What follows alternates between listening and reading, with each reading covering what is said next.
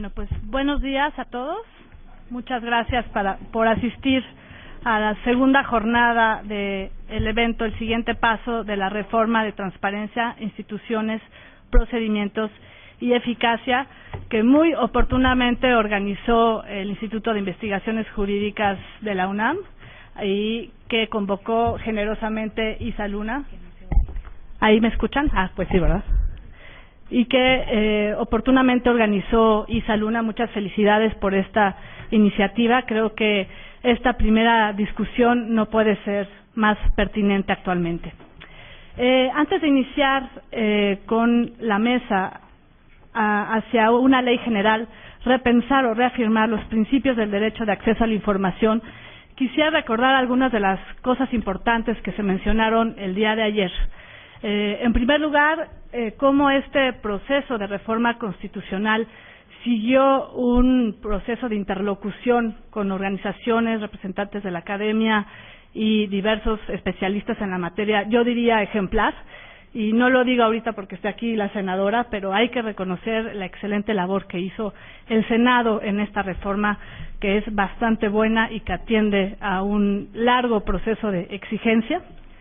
Y en segundo lugar, pues el momento es crucial que está ahora por procesar el Senado, que es tanto la selección de comisionados y los compromisos que ya se han puesto sobre la mesa, refrendar lo que mencionó ayer el senador Encinas, de que este proceso será abierto a la ciudadanía, se hará en la más estricta transparencia para hacer honor a la reforma y que se tomarán criterios de selección que podrán servir para rendir cuentas a la sociedad de las decisiones que tome el Senado. Yo creo que esas son extraordinarias noticias, además de la siguiente fase de proceso normativo, en donde ya los senadores de los diferentes grupos parlamentarios, PAN, PRI y PRD, ya se comprometieron públicamente a generar consensos para discutir sobre un solo proyecto de ley.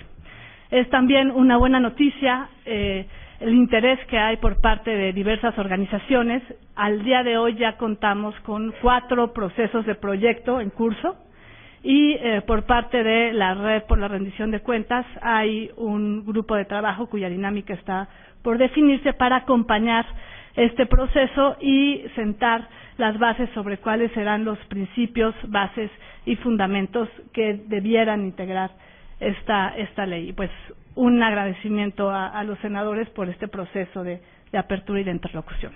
Voy a dar la palabra al doctor Miguel Carbonell Sánchez para iniciar esta interesante sesión. Él es licenciado en Derecho por la Facultad de Derecho de la Universidad Nacional Autónoma de México y doctor en Derecho por la Universidad Complutense de Madrid. Es investigador nacional nivel 3 del SNI. Ha sido miembro del Consejo Consultivo de la Comisión Nacional de los Derechos Humanos y de la Junta de Gobierno del Consejo Nacional para Prevenir la Discriminación.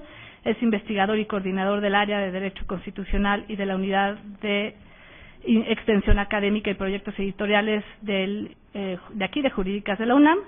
Y los temas centrales fueron perfilados en el 2012 por Miguel Carbonell, que él ha sido, pues, obviamente una pieza clave en los debates en torno al derecho de acceso a la información. Su libro sobre el tema más reciente es El futuro del Instituto Federal de Acceso a la Información Pública y Protección de Datos Personales, consideraciones sobre su autonomía constitucional. Tiene la palabra, 20 minutos, muchas gracias. Gracias, muy buenos días a todas y a todos. Comienzo, desde luego, agradeciendo a mi colega y amiga Isa Luna por su generosa invitación, por permitirme estar aquí esta mañana.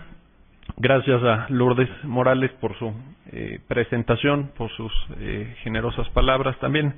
Es un gusto compartir la mesa con pues antiguos amigos como la senadora Arely Gómez y mi querido amigo Gerardo La Vega, con quienes coincidimos en una etapa bonita, también intensa de nuestras vidas en la Suprema Corte de Justicia de la Nación, y ahora pues nos volvemos a encontrar cada uno pues en diversas trincheras, como es evidente. Bueno, el título de la mesa que nos propone Isa Luna es Hacia una ley general, repensar o reafirmar los principios del derecho de acceso a la información. Yo diría que en una respuesta telegráfica, pues habría que reafirmar lo que a partir de la reforma publicada el 7 de febrero queda en la Constitución, y habría que modificar lo que o habría que repensar aquello que se incluye como novedad. ¿Por qué? Porque pues muchos de los principios que ya estaban desde la reforma 2007 persisten, y esos habrá que desde luego reafirmarlos, profundizarlos si fuera el caso, naturalmente, pero creo que en ese sentido pues la reforma de febrero a la Constitución en materia de transparencia es una reforma que yo calificaría como acumulativa, es decir, no es la primera reforma en esta materia, no es la primera reforma grande en esta materia. Ya la de 2007 pues nos dio una pauta muy importante, y en ese sentido pues hay un sedimento de saberes, hay un sedimento de conocimientos que me parece importante que desde luego sean reafirmados. Pero hay cosas nuevas en la reforma, desde luego que hay cosas nuevas que habrá que ponderar en la ley general y que habrá desde luego que analizar. Yo creo que ya fue expuesto en otras mesas, no voy a decir nada nuevo, pero simplemente mencionar el tema de los sujetos obligados. Bueno, pues ahí nos cambian un poquito la jugada, ¿no? Esta inclusión de sindicatos, de partidos, de fideicomisos, de fondos públicos, que ya, digamos, va limando alguna posible duda que hubiera tenido alguien respecto a que si estaban incluidos estos sujetos como sujetos obligados directos o no. Bueno, pues ya la reforma plancha esa posible duda, y eso nos convoca, nos invita naturalmente al Poder Legislativo a pensar la manera en que se va a plasmar esto en la legislación. Bueno, eso como primer punto. Voy a decir 6 cosas, este fue el primero. Segunda cuestión. Los principios del derecho de acceso a la información que dan título y contenido a esta mesa, me parece que pueden ser distinguidos en 2 diferentes niveles. Me parece que hay principios que tienen que ser objeto de interpretación legislativa y que, por tanto, al momento de dictar la ley general, al momento de dictar las leyes federales, al momento de dictar las leyes locales, tendrán que ser dotados de contenido, tendrán que ser ampliados en la medida en que sea posible bajo el principio de progresividad del artículo 1 de nuestra Constitución, etcétera, etcétera.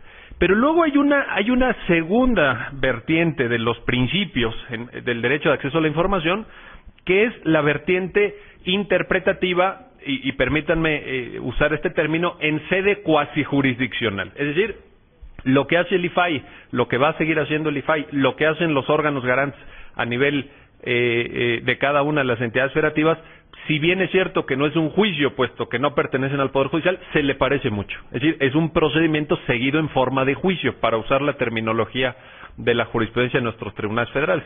Y ahí también los principios entran en juego y tienen que ser objeto de una interpretación. Por tanto, hay 2 niveles que me parece que es importante distinguir. El nivel que le corresponde al legislativo para tomar los principios de la Constitución y ponerlos en una ley general, en leyes federales y en leyes locales, y el trabajo que los órganos garantes, tanto el IFAI como los órganos de las entidades federativas, tendrán que hacer con esos mismos principios. De tal suerte que en esta discusión me parece que haríamos mal en limitarnos a lo que pudiera o no hacer el Congreso de la Unión en la ley general o los poderes legislativos locales, porque aquí hay muchísimos más actores involucrados, y desde luego los órganos garantes y los tribunales federales, porque también luego se plantearán amparos y también luego entrará eventualmente la Suprema Corte pues a decidir algunos aspectos importantes. Tercero, para mí la clave de los principios, ¿sí? Si nos preguntan, bueno, ¿y qué hacemos con los principios? ¿Reafirmamos, cambiamos, repensamos, etcétera? La clave de los principios en realidad es un principio, y es el principio de máxima publicidad. Me parece que ahí está realmente la médula del asunto. Me parece que el principio de máxima publicidad, bien entendido, implica una serie de vínculos, una serie de obligaciones en los 2 niveles que mencionaba. El principio de máxima publicidad tiene que ser observado y puntualmente desarrollado por el Poder Legislativo, y tiene que ser también tomado y aplicado por los órganos garantes. Y en ese sentido, como siempre se ha dicho, me parece que el principio de máxima publicidad es una suerte de estándar argumentativo. Es decir, nosotros tenemos que partir de ese estándar argumentativo, de lo que podríamos llamar una presunción juris tantum, una presunción desde luego derrotable, pero que lo tienes como regla, no como excepción. Por tanto, no tienes que demostrar que un documento en posesión de algún órgano, autoridad, organismo, etcétera, etcétera, es público y se puede dar a conocer, sino que lo que tienes que demostrar es al revés, porque tu estándar argumentativo es el de máxima publicidad y no el de reserva. Con lo cual, me parece que efectivamente este es el gran principio. Cuarta cosa que quiero decir. Tenemos, yo creo, una enorme oportunidad, y qué bueno que está aquí la senadora Arely Gómez González, porque ella va a tener un papel fundamental, estelar en este punto, de establecer muy buenos principios en la ley general. De hecho, a mí me da la impresión, obviamente la senadora Arely me corregirá si me equivoco, pero me da la impresión que la idea de desdoblar ahora ley general y ley federal obedece precisamente a la necesidad de fijar principios compartidos para todo el país, para toda la República en esta materia, para que no haya eso que pues ya generó tantas dudas y tantas contradicciones y tantas aporías, y no nada más en esta materia, porque cuando en la Constitución se ponen principios generales, cada poder legislativo los toma y los entiende como le viene en gana. Y entonces, pues ya en este libro fabuloso que publicó hace un par de años, si mal no recuerdo, Oscar Guerra Ford, en donde analizaba precisamente y comparaba los principios del derecho a acceso a la información en cada una de las entidades federativas, pues veíamos una elasticidad conceptual, permítanme usar ese término, una elasticidad conceptual enorme, en términos de plazos, en términos de concepto de información reservada, en cualquier tipo de cuestiones de los principios del derecho a acceso a la información. ¿Cuál es la oportunidad ahora? La oportunidad es que con la ley general esos principios sean compartidos, esos principios sean homogéneos, reforzando con ello el carácter de derecho fundamental, de derecho humano que tiene el derecho de acceso a la información. Entonces, me parece que estamos ahí ante una gran oportunidad. Ahora, si nosotros, y esto lo digo con fundamento precisamente en el segundo párrafo de la fracción octava del apartado A del artículo sexto a partir de la reforma, porque si ustedes ven cómo quedó redactado, dice que se establecerá, bueno, en la ley general que emite el Congreso de la Unión para establecer las bases, principios generales, ahí está, este es el tema al que Isa Luna nos está convocando, y procedimientos del ejercicio de este derecho. Ahí está. Esa es la materia de la ley general y esa es la gran oportunidad que tienen nuestros legisladores del Congreso de la Unión para dotarnos de este marco jurídico de certidumbre, lo cual además, por cierto, se reafirma en el decreto de reforma en la fracción 29, inciso S o apartado S del artículo 73, cuando dice que el Congreso de la Unión tiene facultad para expedir las leyes generales reglamentarias que desarrollen los principios y bases en materia de transparencia gubernamental, acceso a la información y protección de datos personales, en posesión, por cierto, de las autoridades. Es decir, yo veo que ahí está la gran oportunidad para que nos dotemos de un marco jurídico homogéneo y en ese sentido queden bien establecidos en sede legislativa estos principios a los que se refiere ahora la Constitución. Quinta cosa que quiero decir y penúltima, todo esto puede estar muy bien. Sí, yo creo que la reforma en términos generales es buena, va en la línea de algo que nosotros hemos criticado aquí en la UNAM desde hace tiempo y yo en lo particular en mis trabajos académicos que a mí no me gusta, pero bueno, pues nuestros legisladores son prolijos, digamos, va en la línea de una Constitución cada vez más detallada, una Constitución hipertrofiada. Bueno, a mí esa parte no me gusta, por ejemplo, ¿no? Me parece que, por ejemplo, cuando la reforma señala con cierto grado de detalle cómo tendrán que ser nombrados los comisionados, pues eso no tiene que estar en la Constitución. ¿Cuáles son los requisitos para ser comisionado del IFAI? Pues eso no tiene que estar en la Constitución. Eso perfectamente puede estar en una ley. La Constitución podía haber remitido a la ley y eso lo solventas en una frase en vez de desdoblar 4 párrafos aquí, ¿no? Y decir, y entonces todo esto podrá ser objetado por el presidente en el plazo de 10 días hábiles. En fin, si no lo objeta, ocupará el cargo. En fin, ¿para qué pones todo eso en la Constitución? Bueno, a mí no me gusta, pero en general creo que es una buena reforma que nos va a servir. La ley general nos va a dar muchas pautas, nos va a ilustrar muchas cosas, pero la quinta cosa que quiero decir es esta. Todo eso se vuelve un tanto nimio, un tanto superficial, a la luz de lo que para mí es la verdadera batalla en favor del derecho a acceso a la información y la transparencia. Y la verdadera batalla hoy, después de más de 10 años de experiencia en este tema, es la batalla interpretativa.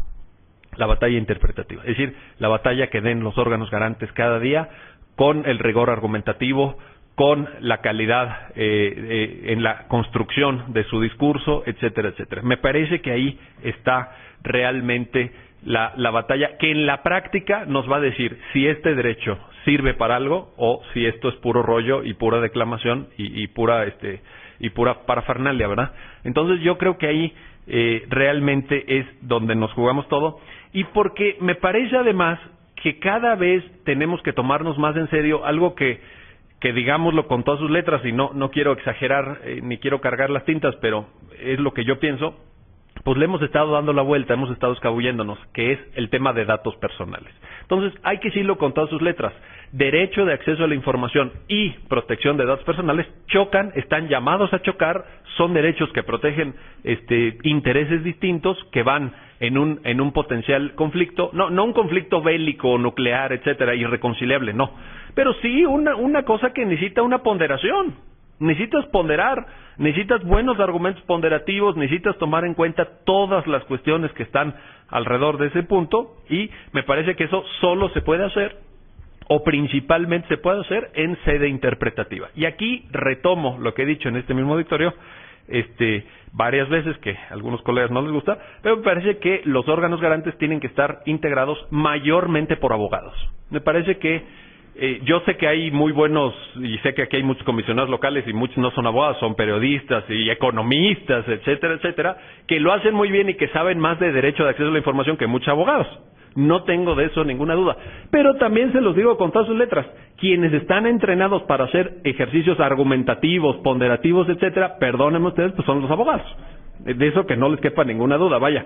De la misma forma que sabe operar un médico, ¿verdad? Entonces, si de rigor argumentativo se trata, si de construir buenos argumentos se trata, si se trata de un órgano de naturaleza cuasi jurisdiccional, pues yo creo que los abogados tienen mucho por aportar y tienen mucho por decir.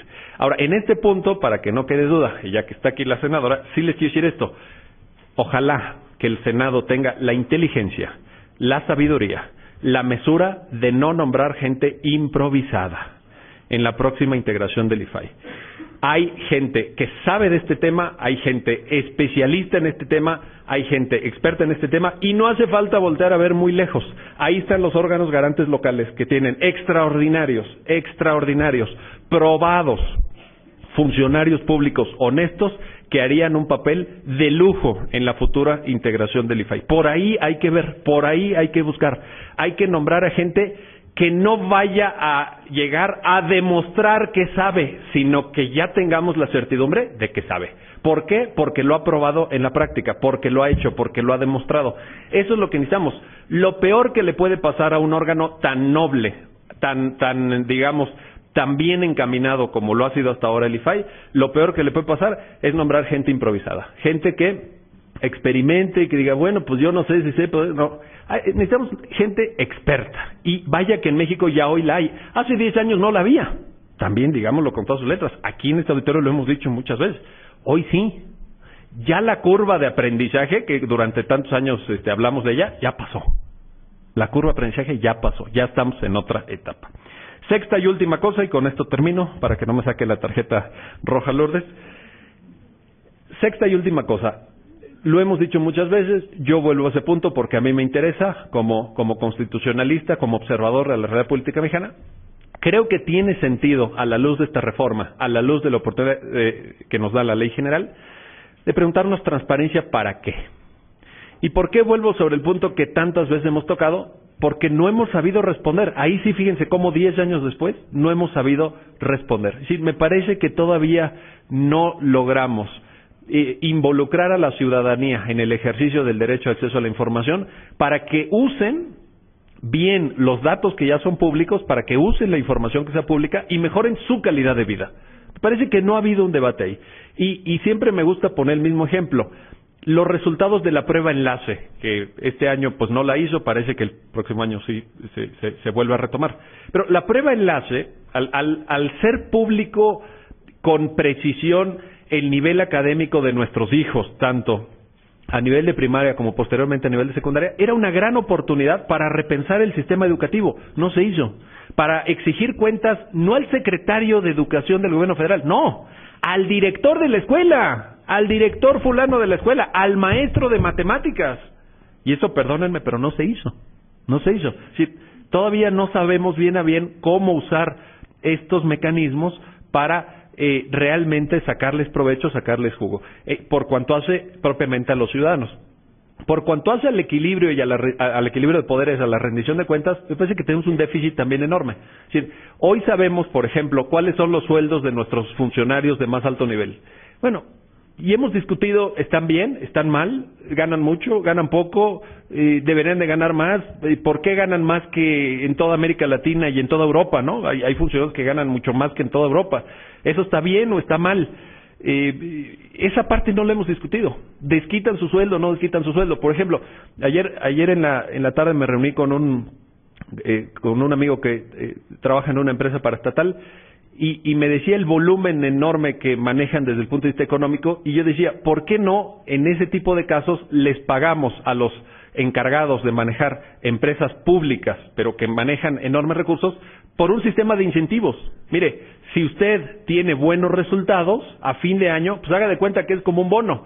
¿Por qué lo sujetamos al esquema de las quincenas son de tanto y luego tiene su aguinaldo y luego tiene su bono de Navidad y punto, párale de contar? A mí como ciudadano me interesa más que si este señor saca de la quiebra técnica o saca buenos resultados económicos que nos beneficien a los ciudadanos, pues yo, por ejemplo, estaría dispuesto a darle perfectamente un superbono de 5 y hasta 10 millones de pesos si el cuate me demostró que se ahorró 3,000, 4,000 o 5,000 millones de pesos porque es bueno haciendo su trabajo. ¿Sí me explico? Ese es el tipo de temas que nos convoca la transparencia. Ese es el tipo de discusiones sustantivas que tenemos que dar, que tenemos que hacer con apertura, con flexibilidad mental y saber, transparencia, ¿para qué? Muchas gracias.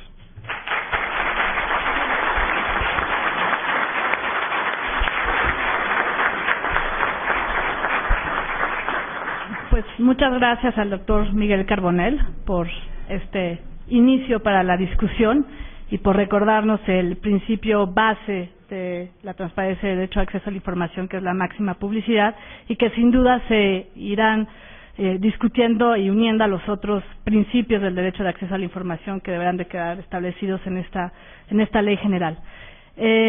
Pongo sobre la mesa la coincidencia sobre la irrelevancia que tiene la selección de comisionados. Sin duda, todos al interior de la red y de otras instituciones, los especialistas han dicho por diversos medios que la trascendencia de la reforma depende mucho de esta decisión. Y sería una pena que se le diera al traste a estos avances por una mala selección de candidatos. Sin embargo, también para alimentar el debate pongo sobre la mesa parte de la discusión que se ha tenido al interior de la red sobre si deben de ser abogados o no todos estos comisionados. No dije todos. Ok, algunos sí, algunos sí, pero se ha recordado, y vale la pena decirlo, el extraordinario papel que hizo Jacqueline Pechard a la cabeza de este órgano, Alonso Lujambio y María Marván, que no son abogados. Entonces, pues, nada más para alimentar el debate. También quiero dar la bienvenida, no lo hice al principio, a los diversos representantes de los órganos garantes de los estados que nos acompañan. Sé que están de Tlaxcala, del Distrito Federal, de Baja California, de Sinaloa, de Chiapas y de Puebla. Y, perdón si omití algunos. Hidalgo también, Hidalgo. Paso la palabra ahora a la senadora Arely Gómez González. Ella es licenciada en Derecho por la Universidad de Anáhuac, México Norte, cuenta con especialidad en Derecho Fiscal por la Universidad Panamericana, es maestra en Políticas por la Facultad Latinoamericana de Ciencias Sociales, ha desempeñado cargos como secretaria particular adscrita a la Segunda Sala de la Suprema Corte de Justicia de la Nación, secretaria particular de la Presidencia y del Consejo de la Judicatura Federal, así como secretaria de Estudio y Cuenta de la Primera Sala del Tribunal Fiscal de la Federación. fue titular de la Fiscalía Especializada para la Atención de los Delitos Electorales, la FEPADE, y actualmente es senadora por el Partido Revolucionario Institucional, además de ser secretaria de la Comisión de Justicia, secretaria de la Comisión Anticorrupción y Participación Ciudadana, que ha tenido un papel fundamental en todo este proceso, así como integrante de la Comisión de Puntos Constitucionales y de la Comisión de Gobernación. Tiene la palabra 20 minutos, por favor. Buenos días tengan todos ustedes. Agradezco la invitación que me hizo la doctora Isa Luna para platicar en este seminario, que realmente, como lo ha señalado mi amiga Lourdes Morales, es una extraordinaria oportunidad que estemos el día de hoy para hacer este ejercicio prospectivo desde diversas ópticas sobre los retos normativos, organizacionales y prácticos que conlleva ya la vigente reforma constitucional en materia de transparencia. La pregunta que se nos hace el día de hoy es muy pertinente. Repensar o reafirmar los principios del derecho de acceso a la información. Bueno, yo me adelanto diciendo que estoy convencida de que la reforma constitucional aprobada por el Congreso de la Unión y ya promulgada y publicada, nos permite reafirmar los principios de la transparencia, repensando no solo en su alcance, sino los mecanismos idóneos para poder cumplir con el postulado del artículo 1 de la Constitución, que el Estado en su conjunto promueva, respete, proteja y garantice el derecho humano a la información. Estamos hablando de un derecho humano. Esto es así porque cuando hablamos de transparencia tenemos que dejar claro que estamos, y reitero, ante el ejercicio de un derecho humano, el derecho a la información. Y debe de ser visto este derecho con dos caras en la misma moneda. Es decir, la participación que tiene el Estado frente al acceso a la información tiene dos vertientes.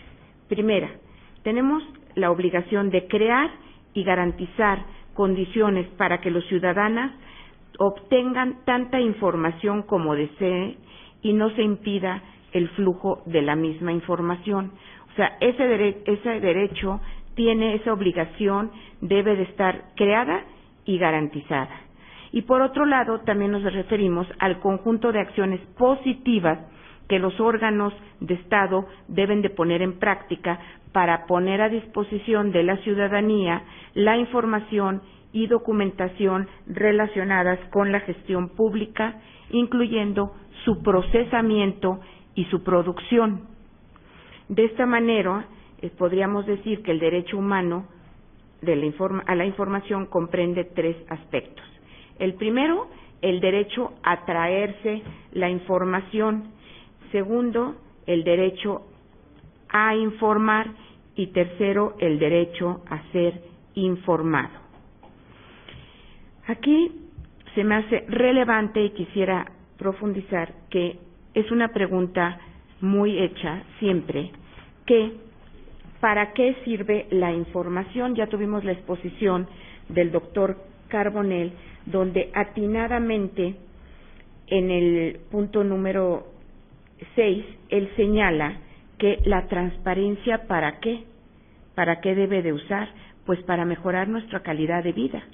Entonces, todos los que estamos aquí presentes, personas interesadas en el tema, pues hay que tenerlo en cuenta para poder también transmitir esto y sensibilizar a la ciudadanía cuál es la cara útil de este derecho. Ahora, tenemos que tener en mente estos tres aspectos siempre, especialmente los legisladores.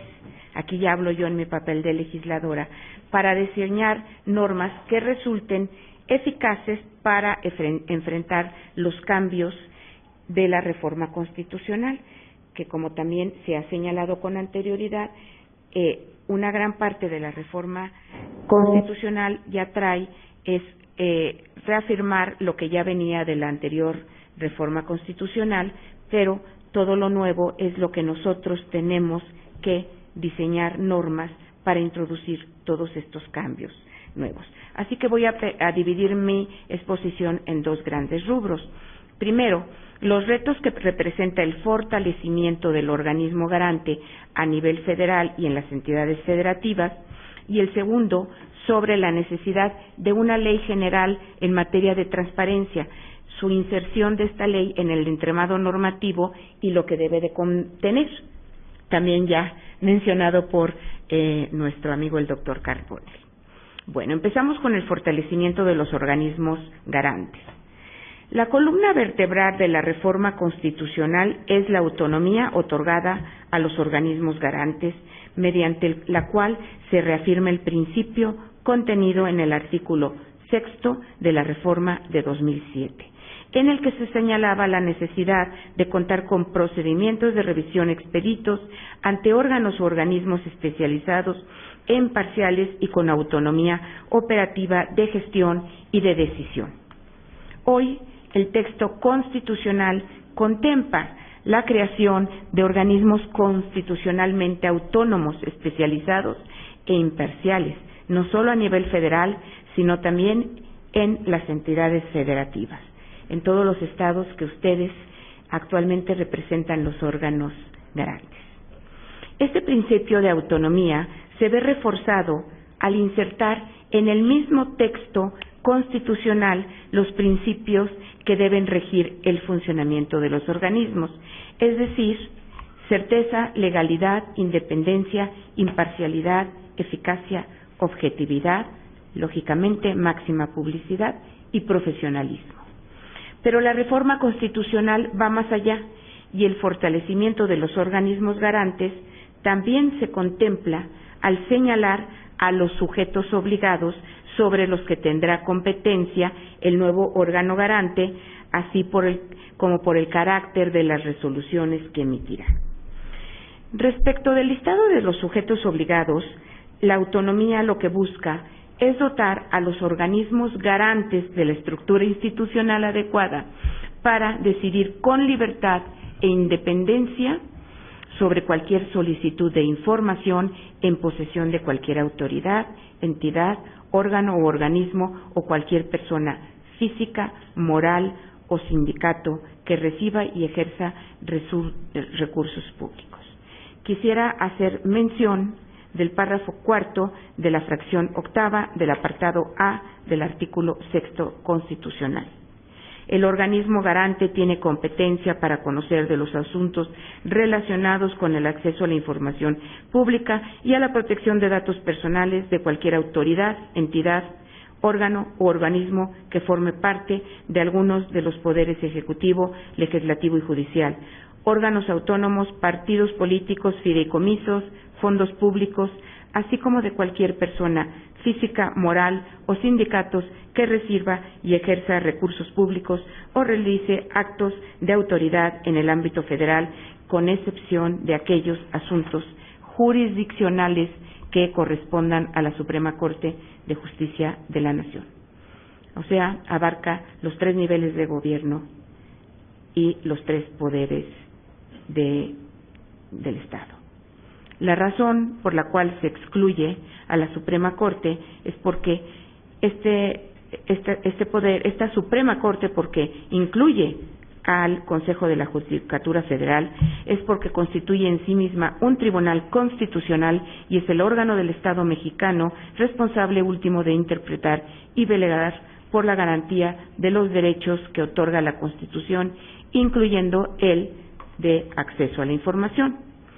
Respecto del carácter de las resoluciones que emitirán los órganos garantes, tendrán las características de ser vinculatorias, definitivas e inatacables para los sujetos obligados.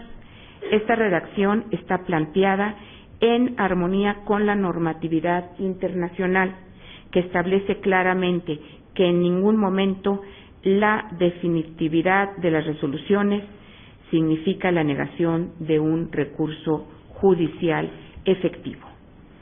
El recurso judicial en el caso del sistema jurídico mexicano es el juicio de amparo.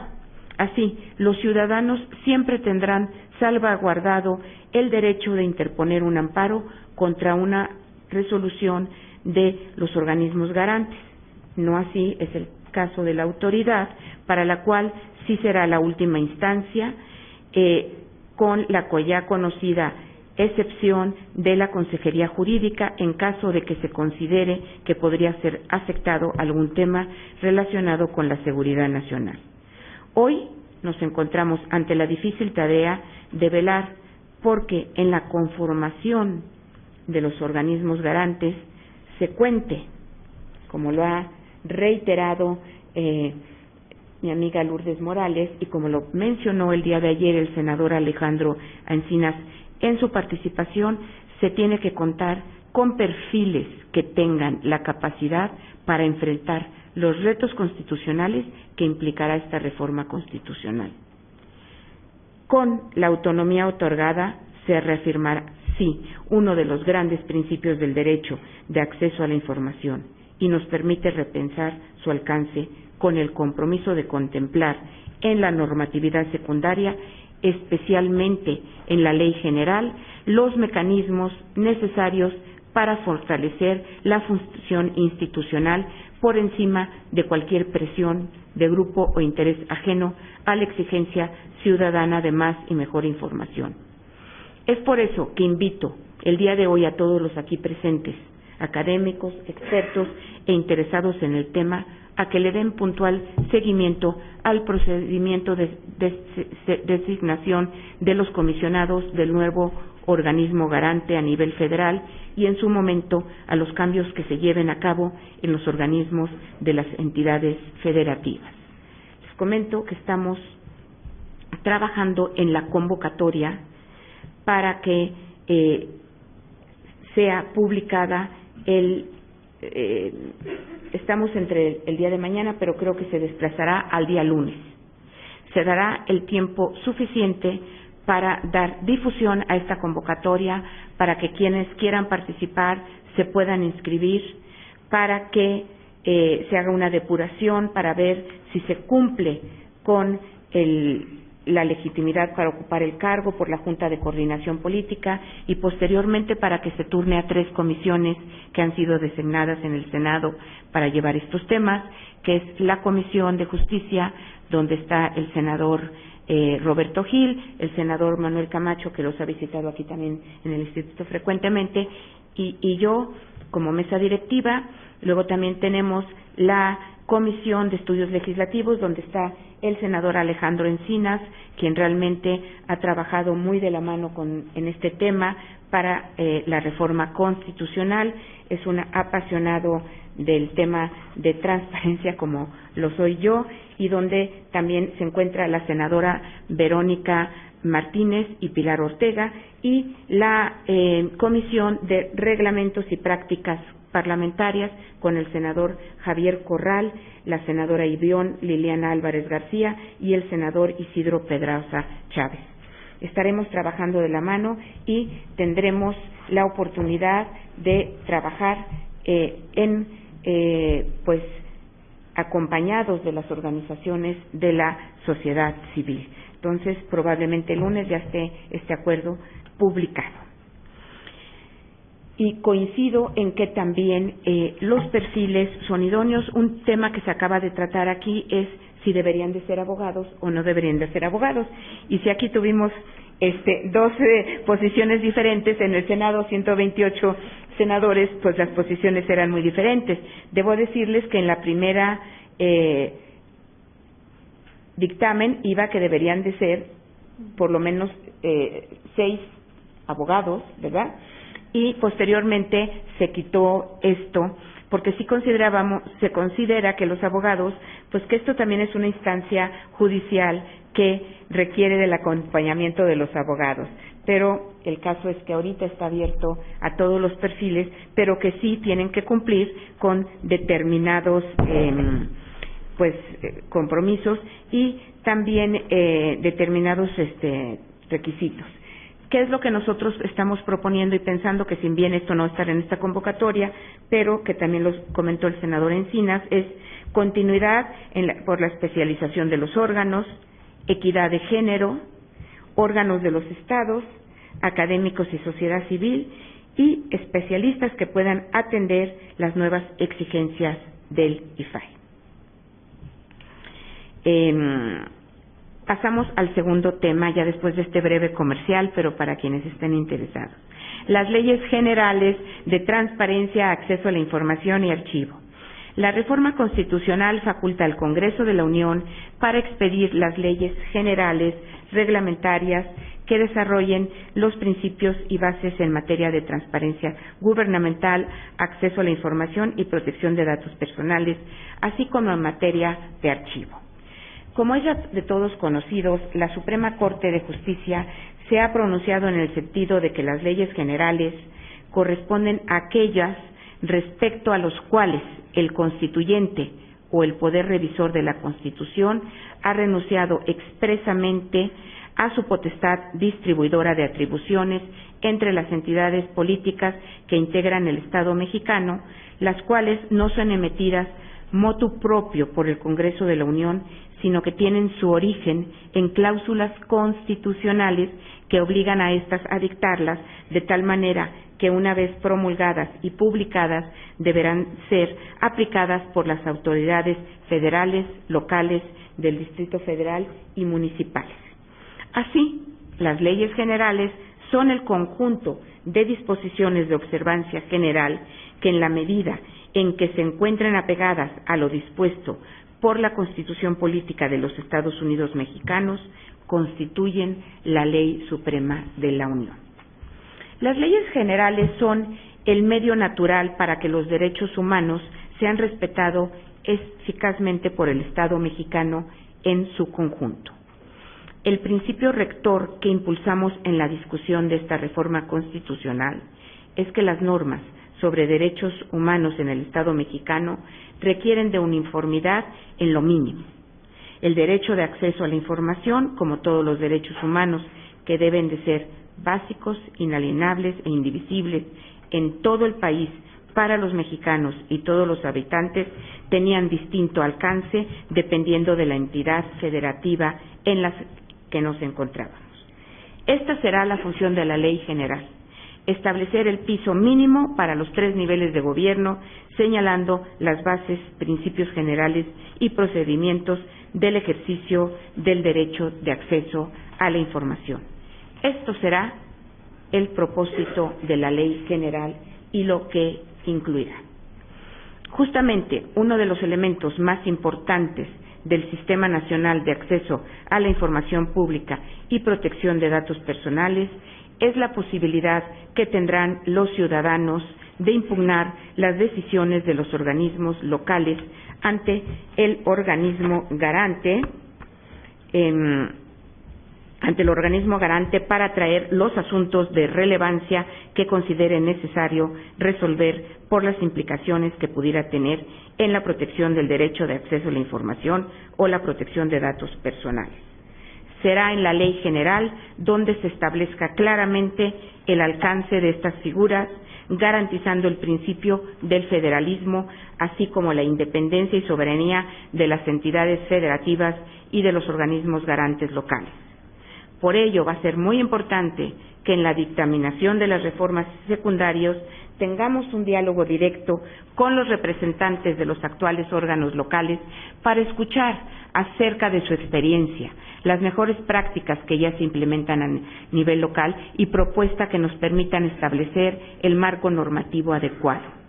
Estoy convencida de que en la Conferencia Mexicana para el Acceso a la Información Pública, COMAIP, contamos con aliados de gran nivel en esta tarea. De hecho, así como se mencionó con anterioridad, ya la COMAIP y algunas redes de transparencia fueron al Senado de la República y nos entregaron a la senadora Laura Rojas, al senador Alejandro Encinas y a mí iniciativas ya sobre ley general, ley federal, en fin, se los agradecemos mucho y estamos abiertos a recibir la documentación que nos quieran hacer llegar, que tenga fundamento y sustento jurídico, para nosotros poder analizarlas y en nuestros dictámenes tomarlas en consideración. El tema de archivos también es de suma importancia, ya que una de las principales razones por la que se niega el acceso a la información solicitada por los particulares es la inexistencia de la información, y me queda muy claro que así es. Es increíble a veces el desorden con el que tienen algunas dependencias de gobierno. Actualmente ya se cuenta con una ley federal de archivos que contiene disposiciones que permiten la organización y conservación de los archivos en posesión de los poderes de la Unión, los organismos constitucionales autónomos y los organismos con autonomía legal a nivel federal. Pero ¿cuál es el gran reto que nos enfrentamos? Es que existan, y vuelvo y reitero, ley general, que existan reglas homogéneas en todo el país que garanticen estos principios en todos los órdenes y niveles de gobierno para los ciudadanos de todas las entidades federativas. Por último, si me paso del tiempo, me quitan preguntas, pero ya voy a acabar. Me gustaría comentar, y les dejo mi correo electrónico y me hacen sus preguntas. Me gustaría comentar los objetivos generales que estaremos impulsando en la Ley General de Transparencia, que será la columna vertebral de todo el sistema que se acompañará de las reformas que hagamos a la Ley Federal, las reformas que se deberán hacer a las constituciones locales y las leyes secundarias a nivel local y de aplicación municipal. En estas leyes generales deberemos garantizar y hacer efectivo el derecho de acceso a la información, establecer procedimientos sencillos y expeditos, establecer los principios de la materia, transparentar la gestión pública, garantizar la protección de datos personales en posesión de los sujetos obligados, favorecer la rendición de cuentas, mejorar la organización, clasificación y manejo de los documentos y establecer mecanismos de coordinación entre las autoridades. El reto es grande.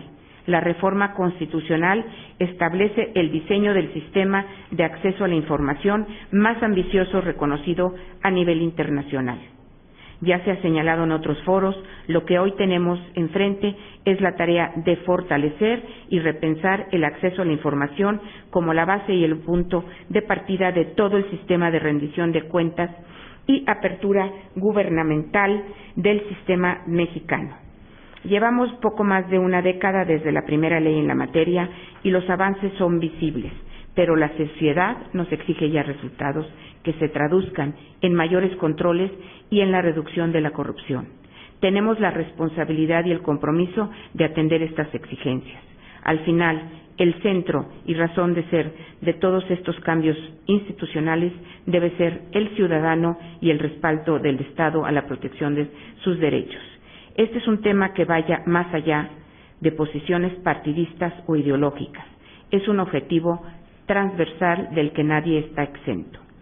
En el Senado de la República hemos generado los acuerdos necesarios para demostrar con hechos tangibles este compromiso en la aprobación de las reformas que impulsan esta agenda, desde la representación popular, pero también hacia el interior como servidores públicos sujetos al escrutinio público. Aprovecho, primero quiero hacer una fe de ratas.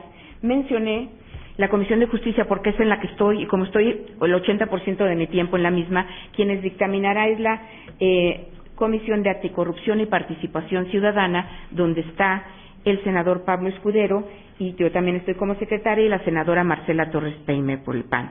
Entonces, no es la Comisión de Justicia, es la Comisión Anticorrupción con reglamentos y prácticas parlamentarias, así como con estudios legislativos segunda. Bueno, eso es una fe de ratas. Y, por otro lado, hago un breve comercial. La próxima semana, por primera vez en el Senado de la República, en el Poder Legislativo, no solo en el Senado, llevaremos a cabo la Semana de Transparencia, dándole énfasis al Parlamento abierto. Será el punto de acuerdo de académicos, expertos, representantes de organizaciones de la sociedad civil, legisladores, servidores públicos e interesados en el tema, en el que trataremos temas de relevancia a nivel nacional e internacional para hacer de nuestro Congreso Federal y de los congresos locales parlamentos abiertos y cercanos a la gente. Vamos por un parlamento abierto. El registro de participantes sigue abierto, por lo que los invitaría a visitar la página oficial del evento y asegurar su participación. La página es transparenciayparlamentoabierto.senado.gov.mx. Este evento lo estamos organizando junto con Transparencia Mexicana, el Instituto Nacional Demócrata, NDI, Fundar, Centro de Análisis e Investigación, así como con la Comisión de Relaciones Exteriores, Organismos Internacionales. Son 5 días y el día jueves es el día de encuentro de las organizaciones de la sociedad civil y el viernes taller de mejores prácticas de transparencia y uso de tecnologías de TICs en congresos. Están todos ustedes invitados y agradezco, bueno, y esto lo estamos haciendo realmente para generar un marco para fortalecer los principios de una democracia participativa en la que el ciudadano sea el actor principal en la toma de decisiones. Así todas y todos los mexicanos somos parte de la transformación del país. Agradezco de nueva cuenta la invitación, la oportunidad que me dan de entablar este diálogo. Gracias, Isa. Gracias, Lourdes. Gracias a mis compañeros de mesa que pues son amigos de toda la vida, amigos muy respetados, de quienes he aprendido mucho de cada quien en su momento. Tuve la oportunidad de estar posteriormente a la brillante participación del doctor Carbonell, y qué decir ahora que mi querido amigo Gerardo Laviaga, respetado, reconocido, hemos llevado muchos proyectos juntos, porque no solo me tocó estar con él en la Suprema Corte de Justicia de la Nación, sino también trabajamos juntos cuando él fue el titular del INACIPE y yo era la titular de la CEPADE. Hicimos grandes programas de capacitación y siempre estamos pensando, y creo que todos los que estamos aquí, en tener un México mejor y poder que la ciudadanía tenga y pueda ejercer sus derechos. Muchas gracias y gracias por escuchar.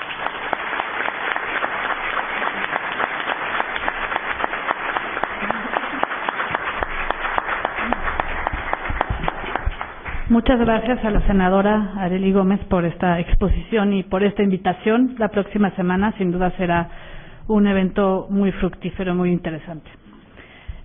Ahora paso la palabra al comisionado Gerardo Laviaga Rendón. Él es comisionado presidente del Instituto Federal de Acceso a la Información y Protección de Datos desde enero del 2013. Es maestro en Derechos Humanos por la Universidad Iberoamericana. Cuenta con estudios de posgrado en la Universidad de Londres y es candidato a doctorado por la Universidad Nacional Autónoma de México. Es catedrático en el ITAM, miembro de la Barra Mexicana de Abogados, del Colegio de Abogados, y por más de 10 años fue director general del Instituto Nacional de Ciencias Penales, el INACIPE. Entre sus publicaciones se encuentran 65 propuestas para modernizar el sistema penal en México, el derecho penal a juicio, diccionario crítico, hombres de gobierno y la cultura de la legalidad, publicado por el Instituto de Investigaciones Jurídicas de la UNAM. Damos la bienvenida al comisionado Laviaga. Tiene 20 minutos. Gracias. Gracias, Lourdes. Gracias por la invitación, Isa. Qué privilegio estar con Miguel Carbonell y con Arely Gómez en esta mesa. Voy a aprovechar la ventaja comparativa que tengo sobre mis compañeros en esta mesa. Yo estoy en la batalla interpretativa a la que aludía Miguel Carbonell. Y con esta óptica de estar en la batalla interpretativa, les puedo decir algo. En el 95% de los casos no se requiere ser abogado para hacer un buen papel en el IFAI. Tenemos un artículo 7º con 17 fracciones que se dice, esto se abre, punto. El sueldo del secretario de Hacienda se abre, o sea, ya no hay nada, se tiene que decir. ¿Cuánto pagó Comunicaciones y Transportes? Se tiene que decir. ¿Cuánto costó tal concesión en que se benefició el IMSS? Se tiene que decir. El artículo 7º para un abogado y para un no abogado es facilísimo. Eventualmente, el 13 y el 14 dicen, no siempre se puede decir, si hay datos personales, o si hay asuntos de seguridad nacional o de seguridad pública, o si hay algún dato adicional, eso se tiene que reservar. En el 95% de los casos, repito, no se requiere ser abogado.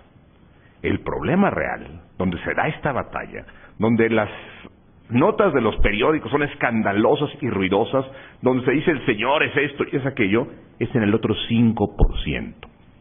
Y con esta mentalidad de abogado, les puedo decir esto.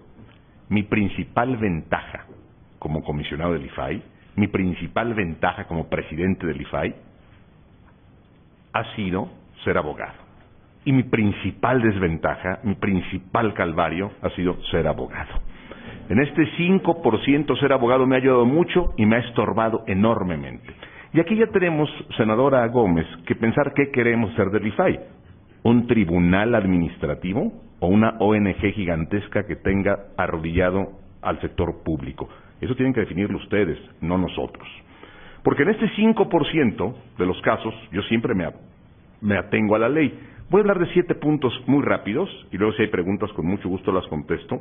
Pero antes de hablar de estos 7 puntos, que tengo, de lo que los principios que deben estar incorporados en esta ley general, me gustaría hacer una reflexión sobre este 5% y mi calidad de abogado. Hablo de 2 temas muy concretos, para que ustedes vean lo complicado que es. El primero, que además ha ido a tribunales, ha ocupado periódicos, los noticieros han criticado, la viaga cancerbero de la opacidad, me titulan en alguna publicación, es el tema de la matanza en Tamaulipas. La ley es clarísima y dice, es más, fue motivo de un seminario en este mismo lugar, dice, yo incité a Ernesto Villanueva, mi querido amigo, a que hiciera este seminario y me invitó para platicar, pero estábamos a 2 semanas de volver a atender ese asunto. Dije, yo no puedo venir aquí porque entonces ya no puedo yo expresar lo que tendré que decir en su momento cuando tenga que tomar la decisión. Dice el artículo 14, no podrá invocarse el carácter de reservado cuando se trate de la investigación de violaciones graves de derechos fundamentales. No podrá invocarse. Es uno del 5% que vale la pena considerar en las leyes que vienen.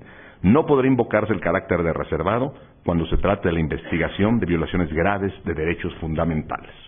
Bueno, mataron a un montón de gente en San Fernando. Los torturaron, los amarraron, fue horroroso.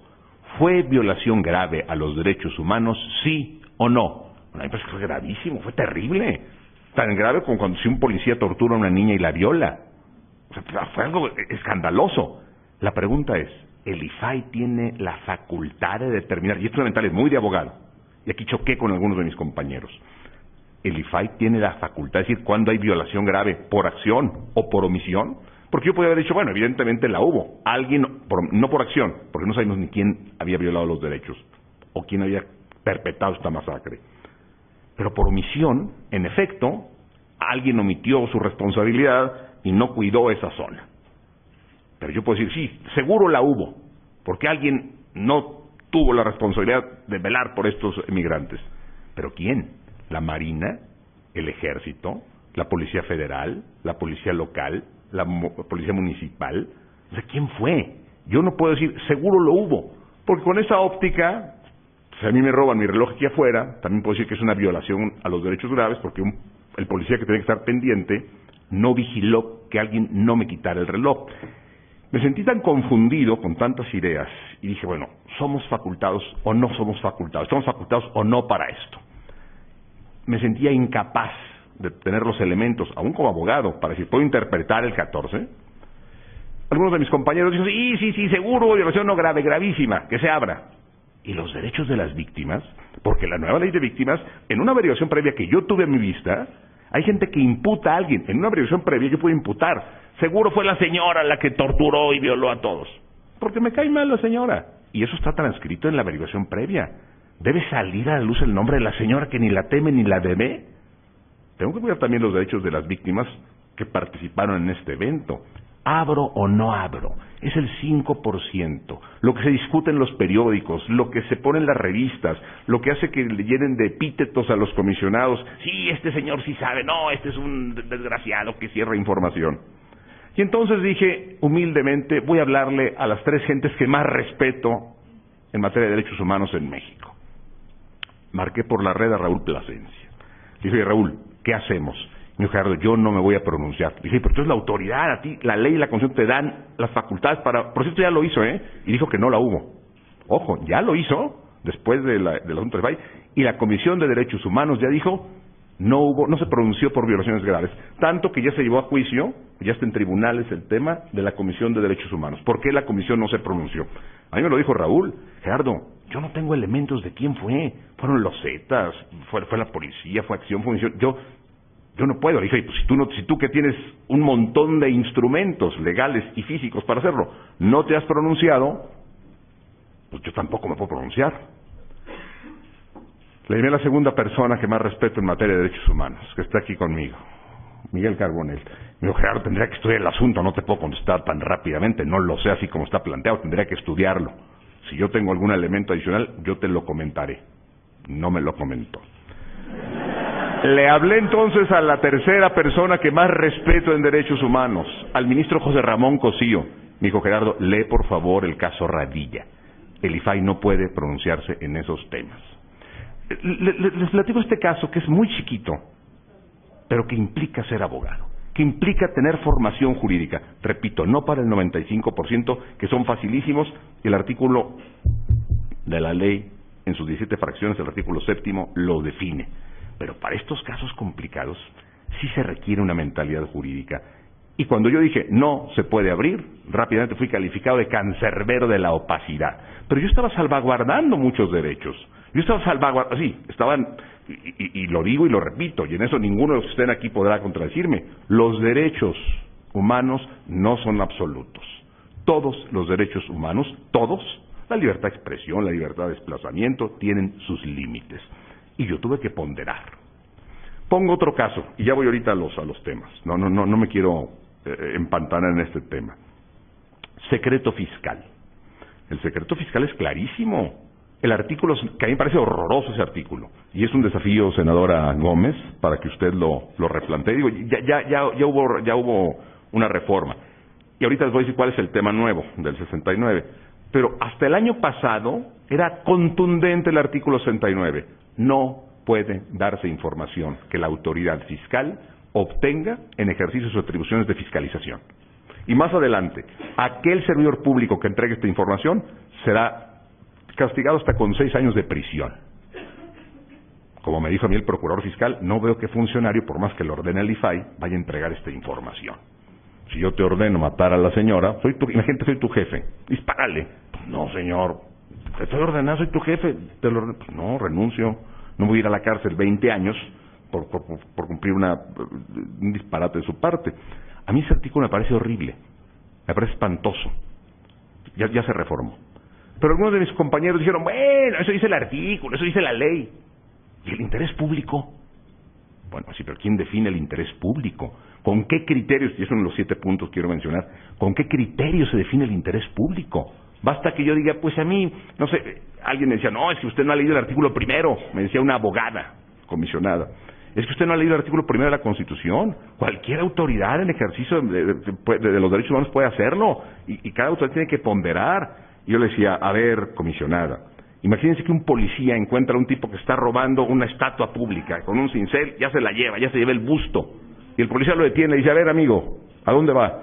Pues, señor, me llevo este busto. ¿Para qué lo va a utilizar? No, pues lo voy a vender y le voy a dar de comer a mis hijos. Ah, bueno, ahí el interés público justifica que usted se pueda llevar ese busto. Váyase. Yo, como autoridad, en máximo interés público y en máximo derecho a los derechos humanos, hago un ejercicio de ponderación y lo dejo. Entonces se acabó el Estado de Derecho en este país. Y ahí sí me vuelvo y me convierto de nuevo en el abogado que soy. Y tengo que ponderar. Me da mucha pena, pero es más, cuando alguien me decía, cuando los senadores te interroguen acerca de esto, ¿qué les vas a decir? Pues señores, que la pelota está en su cancha. Que los que tienen que cambiar la ley son los senadores, no los comisionados del IFAI. Les pongo esos 2 casos para que vean cómo en este 5% sí se requiere, y aquí ya entro al tema que nos ocupa, sí es fundamental, necesario, urgente, que la nueva ley general precise los conceptos y amplíe lo que tanta dificultad genera en esta batalla interpretativa a la que ha aludido mi admirado Miguel Carbonell. Y lo digo en serio, Miguel, eres una referencia permanente en cada decisión que tomo. Siempre digo, ¿qué diría Miguel Carbonell? Voy a leer rápidamente los puntos que me parece que debe tener esta ley. Un comentario adicional, senadora, creo que eso es importante que lo registren los señores senadores. El artículo 2º transitorio dice: el Congreso de la Unión deberá expedir la ley general del artículo 6º de esta Constitución, así como las reformas que correspondan a la ley federal. Vamos a tener una ley general, una ley federal y una ley general. Me parece que la ley general podría subsumirlo todo. Y me parece que va a ser más burocracia, más leyes. Ojalá que este artículo 2 pueda ser reformado, senadora, para que haya una sola ley general. O sea, una ley general, punto, que abarque todo lo que pueda tener la ley general. Es un buen deseo. Voy con los 7 puntos que me parece que es fundamental considerar acerca de estos principios de estas leyes, de esta ley general. Primero, las obligaciones de transparencia a las que aludía. Así como el artículo 7 de nuestra ley señala 17 cosas que tienen que abrirse, yo creo que en los estados y en los municipios y en los nuevos sujetos obligados, en los organismos autónomos constitucionales, tienen que incluirse. En la ley de Guanajuato, por ejemplo, no se prevé la obligación de publicar ninguna información de oficio. En la de Campeche y en la de Quintana Roo publican información sobre, no se publica nada sobre programas de subsidio. En Hidalgo no se publica información relativa a la entrega de recursos públicos, su destino y uso. Podemos poner, pero tenemos que unificar. Y el primer tema de unificación tiene que ver con obligaciones de transparencia. Si la ley general no contempla, así como esta tiene, las 17 obligaciones de transparencia, es muy difícil que podamos tener una expectativa de exigibilidad. Segundo punto, hay que definir muy claramente las facultades de atracción. Es cierto que ya la reforma constitucional dice: el organismo de oficio o a petición fundada del organismo garante, equivalente del Estado o del Distrito Federal, podrá conocer de los recursos de revisión que por su interés y trascendencia así lo ameriten. Me parece que el segundo punto que no puede ignorar esta ley general es precisar cómo se van a traer, con qué criterio. Basta que en el IFAI alguien diga: me late ese caso, no, ese caso no me late, ese sí y ese no. O sea, va a ser así a latido de corazón. Yo creo que tiene que especificarse muy claramente cuáles van a ser estos criterios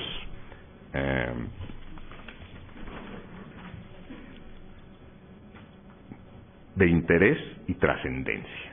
El interés y la trascendencia tienen que estar muy precisados. Un modelo muy copiable, un modelo muy imitable, sin duda es el de la Suprema Corte de Justicia.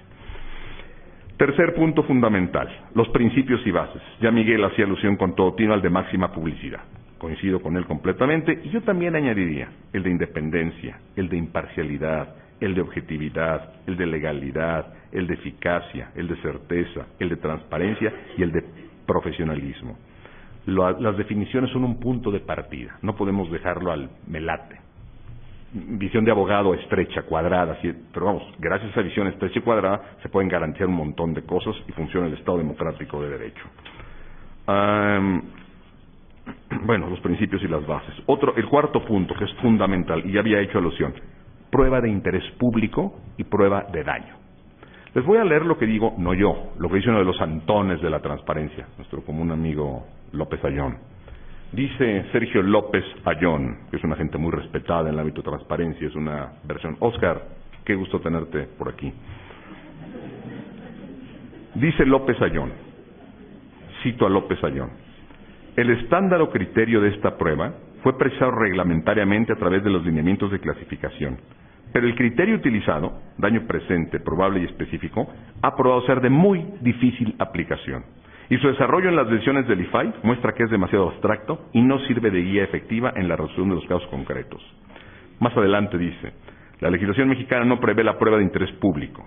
Adicionalmente, la prueba de interés público, what's that? ¿Qué es eso? ¿Qué es el interés público? Yo lo entiendo, creo que todos lo entendemos más o menos, pero a la hora de decir, esto dice la ley y esto no, yo sí creo, yo no veo mal que el IFAI sea una suerte de Suprema Corte en materia de transparencia, pero entonces tiene que decir, el interés público se aplicará en estas condiciones, en estas circunstancias, y yo sugeriría algo más, que fuera por una mayoría calificada, que no, así como la Corte puede echar abajo una ley, pero requiere 8 votos, así el IFAI podría decir, en este caso la ley lo dice, pero por interés público, considerando esto y esto, lo vamos a echar abajo. Vamos a inaplicar esta ley solo en esta materia. Y así estamos convirtiendo al IFAI en una Suprema Corte en materia de acceso a la información. Pero eso no depende de una buena intención, repito. Eso depende de la visión que los diputados y senadores tengan al respecto. Sigo leyendo a López Ayllón. La legislación mexicana no prevé la prueba de interés público. Adicionalmente, la Ley de Transparencia y Acceso a la Información tiene un grave defecto en la organización de las causales de rasería y confidencialidad, particularmente en el artículo 14, y resulta menester una urgente reforma legislativa. Esta reforma deberá tener por objeto reagrupar las causales y establecer con claridad en qué caso aplica la prueba del daño y en cuál es la de interés público, siguiendo el criterio que ya indicamos.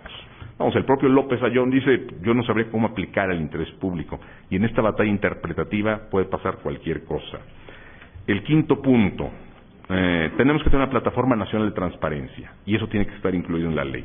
Esto se refiere a la posibilidad de dar al Infomex mucha mayor envergadura, lo que propiciaría mucha mejor coordinación entre estados, municipios y federación. El punto sexto es un punto que me duele también, las medidas de apremio. Pero eso también tiene que ver, senadora, con lo que ustedes quieran hacer del IFAI. Todo depende de qué se quiera hacer. Actualmente yo puedo decir, se cumple el 99% de las decisiones del IFAI, se cumple el 99%. Pero ese punto que no se cumple, ese 1% que no se cumple, cuando el sujeto obligado dice, no te lo doy, ¿cómo apremiamos? ¿Cómo castigamos? No tenemos dientes para castigar.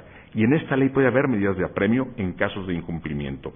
Estoy pensando en apercibimiento, en amonestación, en multas, e inclusive en suspensión de los servidores públicos sin goce de sueldo.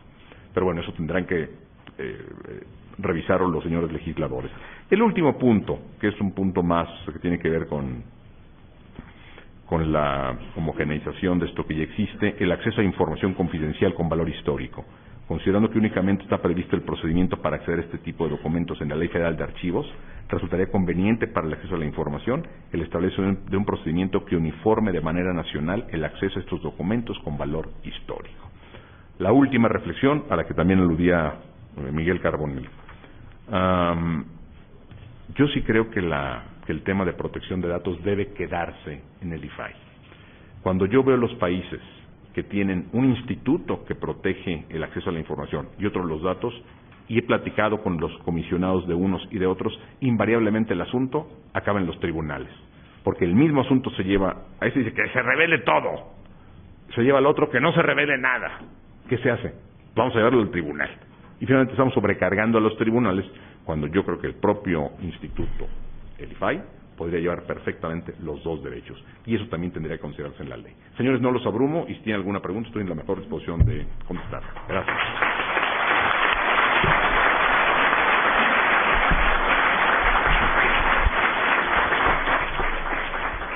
Muchas gracias al comisionado Lavega por esta exposición. Nada más, antes de darle la palabra a los expositores para que respondan a las alusiones directas que hubo después de esta exposición, poner sobre la mesa tres cuestiones. La primera, recordando que el caso San Fernando, en esa votación hubo dos votaciones por parte del comisionado Ángel Trinidad y la comisionada Jacqueline Pechal para que hubiera versiones públicas, no para que se revelara toda la información para proteger el derecho de las víctimas, pero sí para que hubiera versiones públicas. Segundo, con respecto a ese 5% que se requiere en las resoluciones del IFAI de ser abogado, se ha recomendado que estos abogados, por supuesto que se necesitan, sepan de interpretación constitucional y aplicación de derechos fundamentales, simplemente para darle solidez a las resoluciones del IFAI. Y finalmente, no queda claro en el texto constitucional si habrá tres leyes generales o si la parte de protección de datos personales quedará en una sola ley general. Y no sabemos cómo se está perfilando y habría que hacer un análisis minucioso de los dos escenarios, porque los dos escenarios pues tienen sus ventajas y desventajas. Pero doy la palabra a los especialistas. Miguel, por favor. Con mucho gusto. Voy a contestar las preguntas que llegaron, que fueron bastantes. Antes nada más referir algunas de las cosas que fueron aquí mencionadas. Una cosa que se me pasó mencionar es que también, lo pongo a consideración de la senadora Arely Gómez, la fracción quinta del decreto, del apartado A, fracción quinta, cambiaron un tema en el que tampoco supimos, digámoslo con todas sus letras, cómo entrarle, que es aquel famoso tema de los indicadores de gestión.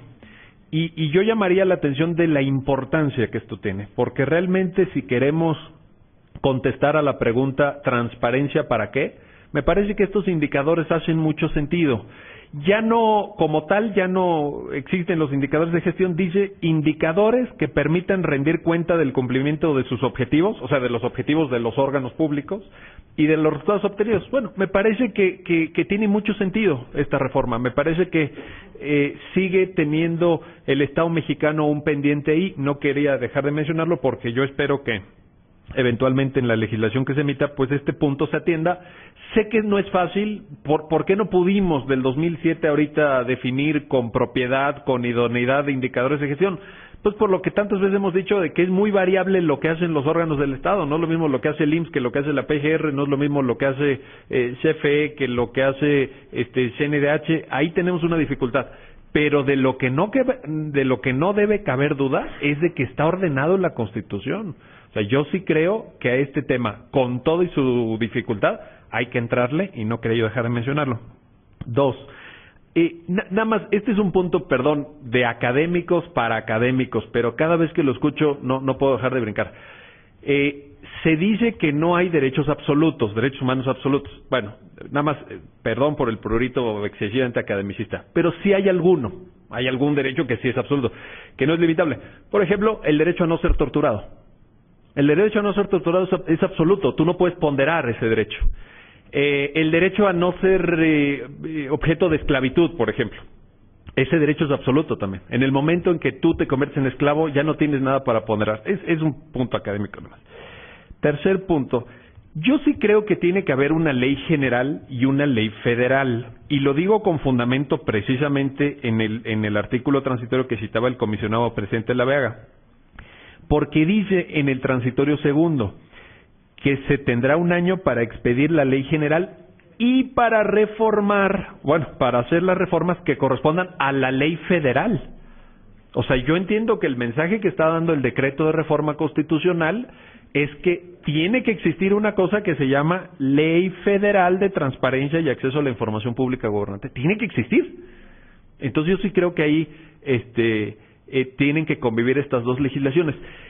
Ahora, y a mí sí me hace sentido que existan las dos, porque en términos del propio artículo 73, fracción 29, apartado S, el objeto de la ley general está limitado. Es decir, la materia, el contenido de la ley general está delimitado por las cuestiones de los principios y las bases. Los principios y las bases. Nada más de eso. Entonces, yo sí creo que tiene este sentido. Siguiente punto. A ver, aquí sí, una discrepancia con mi querido amigo Gerardo. Yo dejaría, si a mí me preguntaran los legisladores, yo dejaría abierto lo de la facultad de atracción. Yo sí lo dejaría abierto. Volvamos a la experiencia, tiene razón la Vega. Lo que nos puede guiar, lo que nos puede ilustrar, es lo que hace la Corte. La Corte, para ejercer facultad de atracción, tiene una enorme ventana, es una ventana muy grande. Sí, hay veces que se atraen asuntos porque un ministro lo dice, o porque alguien de su confianza va y le dice, oiga, ministro, fíjese que hay este problema en un juzgado de distrito o en un colegiado, y ¡pum! Pero yo creo que eso es bueno. Yo creo que si vamos a generar un órgano nuevo, un órgano robustecido, un órgano fortalecido, hay que darle esa confianza. ¿Es un voto de confianza? Yo sí se lo daría. Al contrario, si cerramos mucho a través de definiciones legislativas el ámbito de la facultad, se nos van a quedar afuera asuntos que hoy ni siquiera podemos imaginar. Y que el día de mañana, por una u otra razón, desearíamos que el IFAI lo atrajera. Entonces, yo sí, en ese punto lo dejaría muy, muy amplio. No pondría, yo en esto cada vez soy más enemigo de poner el tema de mayorías calificadas en ninguna ley. Esto de las mayorías calificadas es una trampa, y lo digo con todas sus letras, antidemocrática.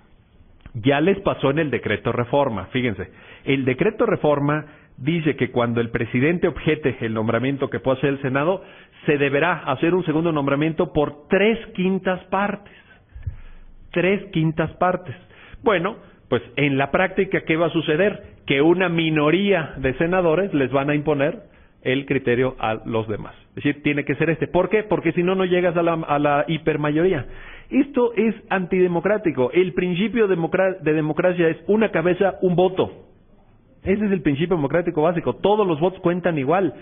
Ya nos pasó con la Suprema Corte. En la Suprema Corte cuesta entenderlo para quienes no son abogados.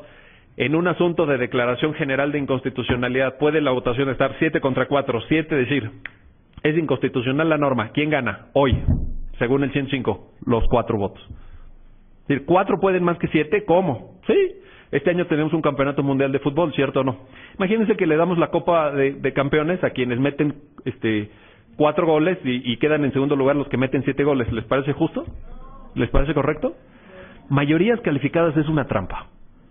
Y hay que decirlo con todas sus letras. La democracia implica igualdad de voto. Y eso es un principio universalmente aceptado. Vuelvo al tema de los abogados. Qué bueno que ya llegó Oscar Guerra, porque Oscar ha sido el caballo de batalla conmigo en este asunto. Voy a precisar mi punto. Yo digo que tienen que ser preferentemente abogados. No dije todos abogados, al contrario, es que porque no pueden serlo por una razón.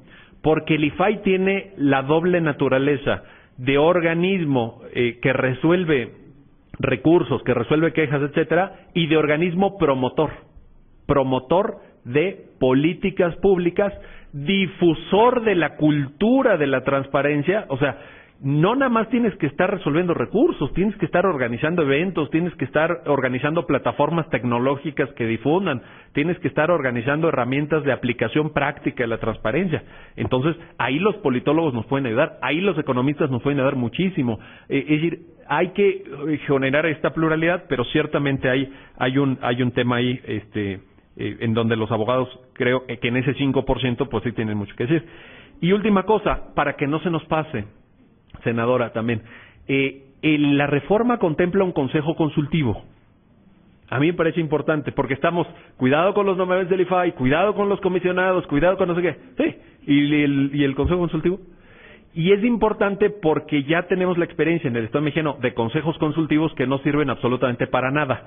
Y sé de qué les hablo. Créanme que sé de qué les hablo, por experiencia. Entonces, yo sí pediría que la misma atención que las ONGs están prestando a quienes son los perfiles que van a llegar, pues que nos empezamos a meter con el Consejo Consultivo para que sea en provecho del órgano. Si de veras se quiere robustecer al órgano, métanle un Consejo Consultivo muy pesado, muy poderoso, no decorativo, no de gente que vaya a perder el tiempo ahí, no de gente que quiera un diploma más en su currículum, sino gente que esté dispuesta a trabajar, que le sepa la materia y que sea pues también un contrapeso con el propio IFAI. El Consejo Consultivo tiene que ser un contrapeso, no tienen que ser los miembros del Consejo Consultivo los aplaudidores del IFAI, los generadores de la legitimidad. No es cierto, esa es una experiencia del Estado mexicano que ya pasó, que sigue pasando en órganos constitucionales autónomos y que el mayor perjudicado es el propio órgano constitucional autónomo. Porque es una vergüenza tener integrantes de un Consejo Consultivo que van a comer, se saludan, platican, jajaja, oye, qué padre está todo esto, adiós. Eso no sirve ni al Estado mexicano ni al propio órgano. Es un desperdicio de tiempo, es un desperdicio de recursos. Entonces, ahí hay algunas cosas interesantes. Bueno, rápidamente, 5 minutos más, Lourdes. Perdón. Nada más para las preguntas. Perdón. No, rápido. Víctor Peña, ¿es necesario crear un Instituto Federal de Protección de Datos Personales? A ver, el modelo está abierto según el decreto. Yo creo que el modelo es claro en 2 puntos. 1, el IFAI seguirá teniendo competencia en proteger datos personales en posesión de autoridades. En eso es claro porque lo señala el propio párrafo cuarto de la fracción octava a la que se refería la senadora. Pero luego, si ustedes se van a los transitorios, en el transitorio séptimo precisamente se señala que en tanto se determina la instancia responsable encargada de atender los temas en materia de protección de datos personales en posesión de particulares, quien ejercerá las atribuciones correspondientes será el IFAI. Entonces, yo veo que ahí estamos ante un esquema en donde sería posible constitucionalmente que por vía legislativa se definiera un órgano separado del IFAI para este tema, o no, o que se dejara así como está. En mi punto de vista, yo creo que se va a cargar tanto el trabajo del IFAI, con el recurso de atracción, con la revisión de organismos locales, que yo sacaría datos personales además de partidos, por una simple cuestión de carga de trabajo. Por eso, por la especialización que pueden tener, yo exploraría ese tema. Me preguntan qué opino sobre la emisión de una ley general de archivos. Bueno, yo creo que es indispensable y yo creo que está ordenado, ¿no? Yo creo que está ordenado, no debe de haber ahí duda. Bueno, otra vez que si los abogados saben argumentar o no, me dice una abogada, no me pone su nombre, pues soy abogada, pero el hecho de que se nombre un abogado no es garantía, obviamente. Es que hay de abogados a abogados. Pues ahí sí, ¿qué les digo? Yo no diría, oiga, cualquiera que sea abogado, no, pues si yo los conozco, o sea, por eso les digo, cualquiera no, pero sí abogados que sepan, pues, que tengan, ¿no? ¿Puede haber una ley general de acceso y otra para protección de datos personales? Bueno, yo creo que es la idea y ya en ese sentido el decreto de reforma ratifica el modelo de una ley para protección de datos personales en manos de particulares. Bueno, aquí alguien me pregunta de forma anónima para que yo le conteste a Gerardo Laveaga sobre si el IFAI tiene o no facultades para determinar cuándo hay una violación grave para efectos de acceso a la información, cosa que el comisionado Laveaga tuvo la gentileza y la amabilidad de preguntarme, y yo que estoy en 100,000 cosas y que estoy enloquecido con mi actividad académica, no tuve el tiempo, le pido una disculpa, comisionado Laveaga, de no tener el tiempo de atender sus consultas.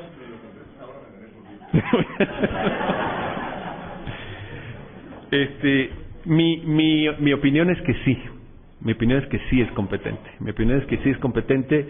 Yo creo que la reforma en materia de derechos humanos del 2011 claramente envía la señal de que es el Estado mexicano el garante de la protección, que es una función nacional, que es una función en la cual está claramente el párrafo tercero del artículo primero lo dice, todas las autoridades, todos los órganos, etcétera, y yo creo que en ese sentido sí, desde luego, se tenía esta competencia para determinar en el ámbito de sus atribuciones, ojo, no sustituyendo a la CNDH, no sustituyendo a la Suprema Corte, en el ámbito de sus atribuciones, por lo que respecta a la aplicación de la Ley Federal de Transparencia, aquí hay una violación grave o no la hay. Yo creo que sí es competente. En el caso San Fernando, y qué bueno que Lourdes lo mencionó, yo sí creo que se pudo haber dado una versión pública, porque ahí, miren, es que ahí tenemos un problema serio que ya aquí hemos organizado eventos sobre esto. ¿Qué hacemos con las averiguaciones previas?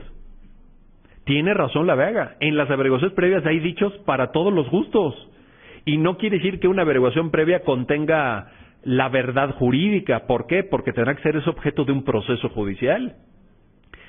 El asunto está en que si la cerramos de manera completa, yo ya me había pronunciado por la inconstitucionalidad del artículo 6 del Código Federal de Procedimientos Penales, que cerraba todas las averiguaciones previas. No, eso es claramente inconstitucional. Aquí lo hemos dicho 20 veces. Entonces, el problema es que si cierras toda una averiguación previa en un ámbito como la Procuración de Justicia, que tiene graves problemas, no dicho por mí, dicho por el titular de la PGR, graves problemas de ineficacia, graves problemas de corrupción, y tú cierras el 100%, pues ahí estás con un problema muy grave, creo yo. Yo creo que se puede caminar hacia versiones públicas, determinando que efectivamente hay ciertos intereses que vale la pena atender. Y bueno, ya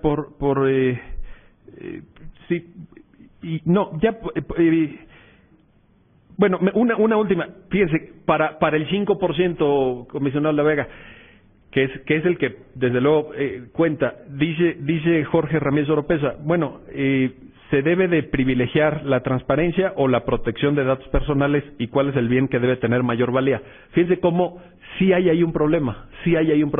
Se puede presentar en el 5%, se puede presentar en el 1%, pero hay ahí un problema. De hecho, la historia de los órganos garantes en materia de derechos humanos demuestra que ¿van a pasar a la historia o no? ¿O van a ser considerados buenos órganos garantes o malos órganos garantes, incluso tribunales? Por un asunto que hayan resuelto. Por un asunto que hayan resuelto. Se está cumpliendo hoy el aniversario de la más ominosa sentencia en toda la historia de la Suprema Corte de los Estados Unidos, Dred Scott versus Sanford, 1857. 5 de marzo, ayer se cumplió, 5 de marzo de 1857. ¿Quién es capaz en este auditorio? Ahí te va, Gerardo. ¿Quién es capaz de recordar una sola sentencia más que haya dictado la Suprema Corte en ese periodo? Una. ¿No, verdad? ¿Por qué pasó a la historia esa Suprema Corte? Por la peor sentencia que dictaron. No se trata si es el 5%, si es el 1%. Queremos que todos los asuntos vayan bien. Esa es la clave de un buen órgano garante. Muchas gracias.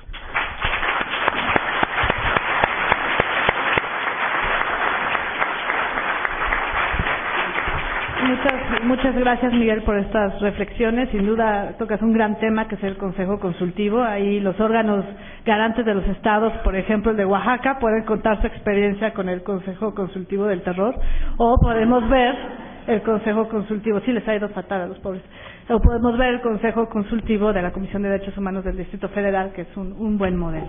Doy la palabra a la senadora Arely Gómez. Bueno, pues aquí algunas preguntas se repiten. Primero quiero decir que me llevo mucha tarea que me han dejado aquí el presidente comisionado Laviaga y el doctor Miguel Carbonell. Tomaremos notas y atenderemos. Definitivamente, así como el perfil de los comisionados es un tema fundamental, otro tema fundamental es el Consejo Consultivo.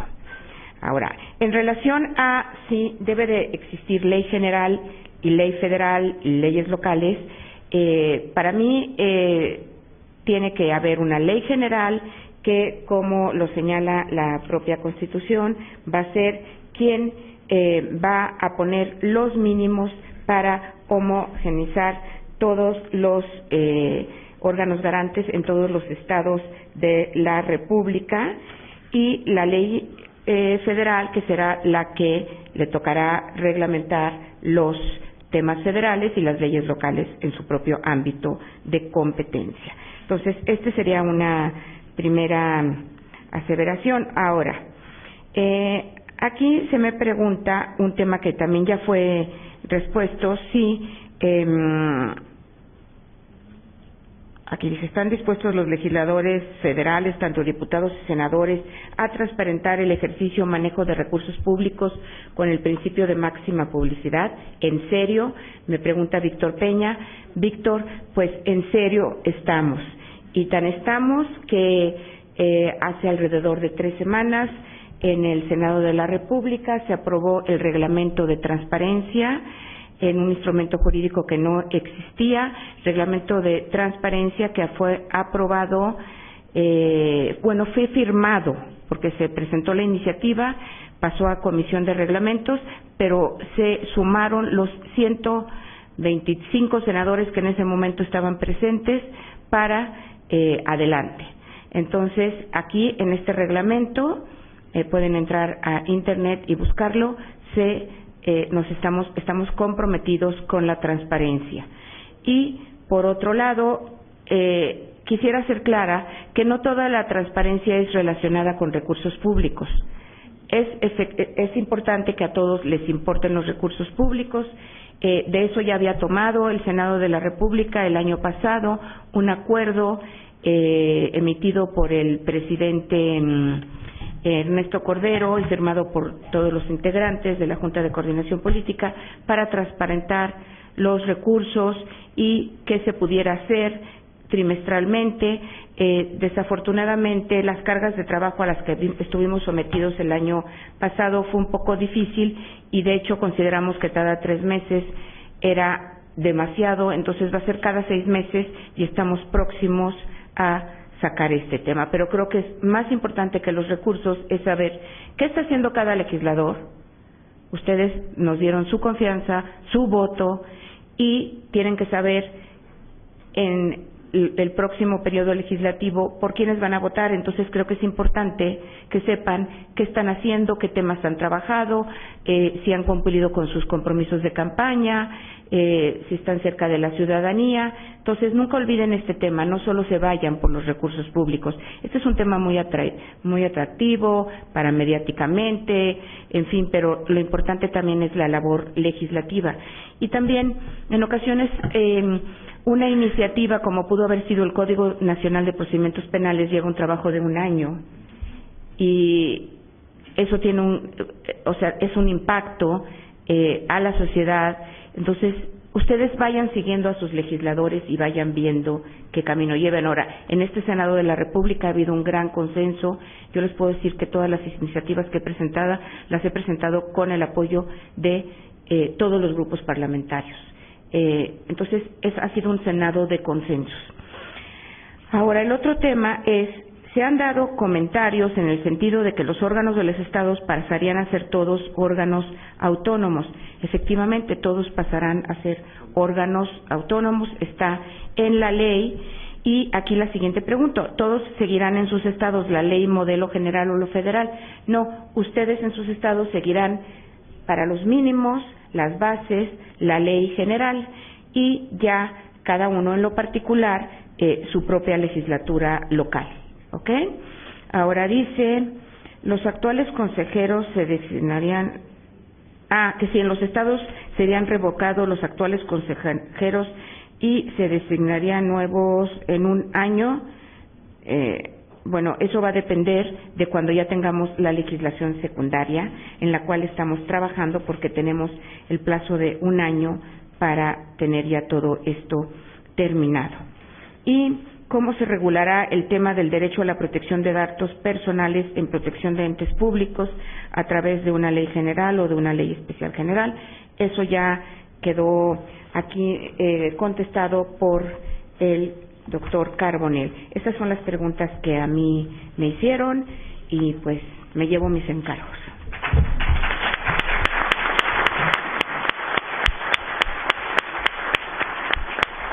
Muchas gracias, senadora. Tiene la palabra el comisionado Laveaga. Gracias. Hay varias preguntas. Lourdes, voy rapidísimo con las preguntas. ¿Qué opina de los actuales criterios de reserva? Me parecen muy afortunados, pero tenemos que complementarlos con este tipo de elementos como la prueba del daño público, la prueba del daño a la que ya hice alusión, así como la de interés público a la que también ya me referí. Alguien me dice, bueno, a veces piden el estado de fuerza de cierta colonia, a qué hora salen a patrullar ciertas patrullas, con cuánta gente, y no se nos da. Y lo que nosotros queremos demostrar es que no están patrullando nada. Ojo con esto, la transparencia no es la panacea para todo. La transparencia ayuda mucho, pero no resuelve todo. En efecto, muchas veces, porque hay estado de fuerza, ¿cuántos policías hay en tal cuartel y a cuáles horas? No lo damos, porque estaremos revelando el estado de fuerza. Y a lo mejor la persona que lo pide lo quiere para una cosa, pero ciertamente sí encaja en las causales de reserva. De nada sirve que sepan que no hay ninguna patrulla y ninguna agente esa hora ni ninguna otra. Yo creo que hay otros mecanismos para hacer valer la exigencia que tienen sobre la seguridad pública. Me hacen otra pregunta, la corrupción de muchas adquisiciones para comprar material estratégico. Todo lo que implica compras siempre se dice, siempre. ¿Cuánto costó el avión? ¿Cuánto costó el tanque? ¿Cuánto costaron los helicópteros? Invariablemente.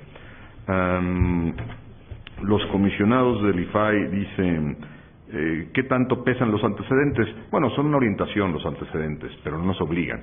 En ciertos casos se pudo haber estado fallando en un sentido y de pronto se incorpora un elemento que nos hace cambiar el criterio y se toman otros. Las evaluaciones de control de confianza confirman, modifican o revocan, siendo que los resultados son datos personales. Mi personal punto de vista es que una persona tiene todo el derecho a que sepan por qué se le aprobó o por qué se le reprobó, pero solo esa persona. El problema es que muchas veces preguntan, dígame usted cuáles son las preguntas que se hacen para ser policía judicial. No se pueden dar, pues si yo difundo eso, pues quedan sin efecto. Vamos, y yo creo que la Procuraduría no los daría. Cuando entran por acceso, no se da. Cuando entran por datos personales, mi posición ha sido que se den. Las medidas de premio no son establecidas en la ley de responsabilidades. Ahí están, ahí dicen, sí, es cierto, pero ¿qué pasa cuando se lleva a función pública el asunto y se dice, tal sujeto no cumplió lo que se le ordenó, y función pública dice, no lo voy a sancionar? El IFAI no tiene ninguna cosa que hacer en ese ámbito, no tiene medidas propias para sancionar. ¿Qué tipo de teoría de la ponderación utiliza en el 5% de casos difíciles? ¿Considera que los comisionados que no son abogados puedan entrar a esa técnica? La ponderación exige debate permanentemente. Y yo sí creo que más allá de la técnica tal, o si se cita a un gran teórico a otro gran teórico, requiere que haya un debate. Y esto lo resuelve el tema de la pluralidad, de la colegiación. Mucha gente se enoja y dice, ¿cómo discuten? Discuten en el IFAI. Es una vergüenza que discutan. Señores, en todos los órganos colegiados se discute. En el Consejo de la Judicatura, había un consejero, ¿sabías eso, Miguel? Que en el Consejo de la Judicatura Federal se volteaba en la sesión para darle la espalda al presidente y a sus colegas. Pero eso nunca salía en los periódicos. Y me decían mis amigos consejeros de la Judicatura, es infame lo que hace este sujeto. O sea, es intolerable. Es una falta de respeto al presidente. Si eso fuera en el IFAI, no, sería primera página en todos los periódicos. Pero bueno, en todos los órganos colegiados hay discusiones, enojos, gente más serena, gente menos serena. Es la democracia, no nos debe asustar. ¿Cómo se interpreta el principio de máxima publicidad? Es decir, ¿cómo considera que se aplica? Bueno, pues que en principio se tiene que decir todo es público, la información pública es pública, y simplemente se tiene que dar todo, salvo lo que está reservado. ¿Cuáles serían los aspectos básicos de transparentar la gestión pública de las entidades federativas? Aquí, esto tiene algo, me da pie a decir lo que no dije, el gran reto que tenemos en secreto fiscal. En la última solicitud que me hicieron, yo dije que se dé esto. La pregunta es, ¿la reforma 69 es retroactiva o no es retroactiva? Dice, a partir de 2014 debe darse todo. Pero el tema de la retroactividad, y aquí tiene otro desafío, senadora Gómez, y aquí tenemos otro tema, porque te voy a consultar pronto, Miguel, para otro, ya no será para el IFAI, pero será para otros temas. La retroactividad, ¿se debe aplicar esta medida retroactiva? Porque la Constitución dice, no se puede aplicar una ley retroactivamente en perjuicio de terceros. Sí, el problema es que la retroactividad es un asunto procesal, y el tema procesal no entra en este contenido, o sí, no lo sé, tengo que estudiarlo, pero ciertamente yo ya estoy votando a favor de que se haga, porque ya el artículo 61 lo precisa, que se dé retroactivamente, con las limitaciones que plantea el propio artículo. Dos consideraciones últimas. Miguel, espero que algún día seamos compañeros en un órgano colegiado, así sea la Suprema Corte, me encantaría que lo fuéramos. Debatir contigo es un privilegio, me activa las neuronas, me obliga a pensar, entonces, con ese respeto, con esa cordialidad, el tema de la tortura, de la libertad, de que si se abre, que se dice, porque eso da para un debate de todo el día. Y ojalá que, Miguel, algún día seamos colegas en algún órgano colegiado.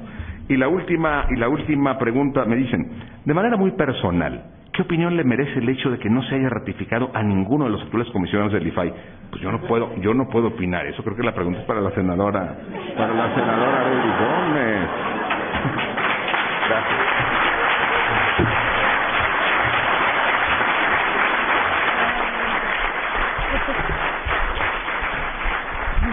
Pues muchas gracias a todos por sus participaciones. Estamos ya sobre el tiempo. Se quedó una pregunta más para Miguel Carbonell, pero estoy segura que la puede contestar ya sea por correo o por Twitter, que se contesta bastante rápido.